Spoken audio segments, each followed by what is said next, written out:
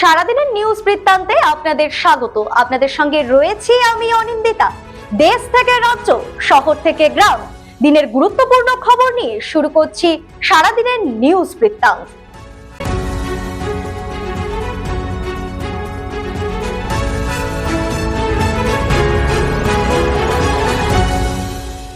সারাদিনের নিউজ বৃত্তান্ত নিবেদন করছেন জুয়েলার্স, সোনা যা সর্বক্ষণের।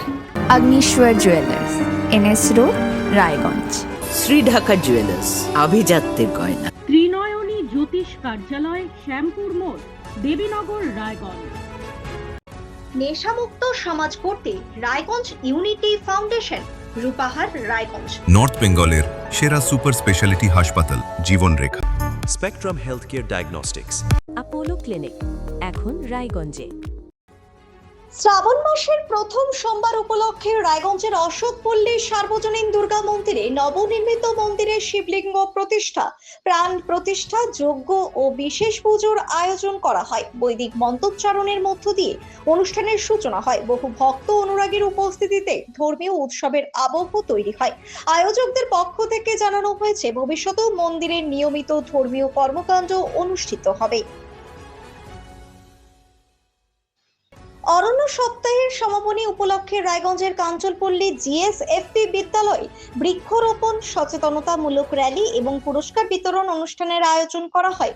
ছাত্রছাত্রী, শিক্ষক, শিক্ষিকা ও অভিভাবকদের অংশগ্রহণে বিদ্যালয় প্রাঙ্গণ ও কুলিক নদীর তীরে চারা রোপণ করা হয়। অনুষ্ঠানে পরিবেশ সংরক্ষণে গাছ লাগানোর পাশাপাশি সেগুলোর পরিচর্যার বার্তাও দেওয়া হয়।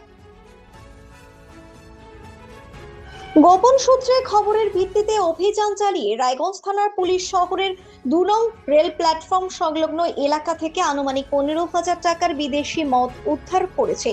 ঘটনায় এক যুবককে গ্রেফতার করা হয়েছে। উদ্ধার হওয়া মদ কোথা থেকে আনা হয়েছিল এবং এর সঙ্গে কারা জড়িত তা খতিয়ে দেখছে পুলিশ।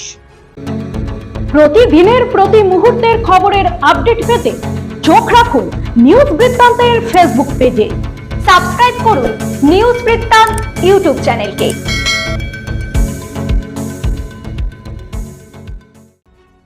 হেমতাবাদের বেলতলি এলাকায় এক যুবতী ও তার মাকে মারধরের অভিযোগে 3 যুবককে গ্রেফতার করেছে হেমতাবাদ থানার পুলিশ। সোমবার ধৃতদের রায়গঞ্জ জেলা আদালতে তোলা হয়। পুলিশ জানিয়েছে, ঘটনার তদন্ত চলছে এবং অভিযোগের ভিত্তিতে আইনানুগ ব্যবস্থা নেওয়া হয়েছে। সরকারি রাজস্ব ফাঁকির অভিযোগে হেমতাবাদের বিভিন্ন এলাকা থেকে বালি ও পাথর বোঝাই 3টি ট্রাক আটক করেছে ভূমি দপ্তর। সোমবার অভিযানে গাড়িগুলি বাজেয়াপ্ত করার পাশাপাশি মোট 3,75,000 টাকা জরিমানা করা হয়েছে। জরিমানার অর্থ সরকারি খাতে জমা দেওয়ার পরই গাড়িগুলি ছাড়া হবে বলে জানিয়েছে ভূমি দপ্তর। সারাদিনের নিউজ বৃত্তান্ত আজ এই পর্যন্তই। সঙ্গে থাকুন, দেখতে থাকুন, চোখ রাখুন নিউজ বৃত্তান্তে। নিউজ বৃত্তান্ত, হলুদ নয়, স্বচ্ছ।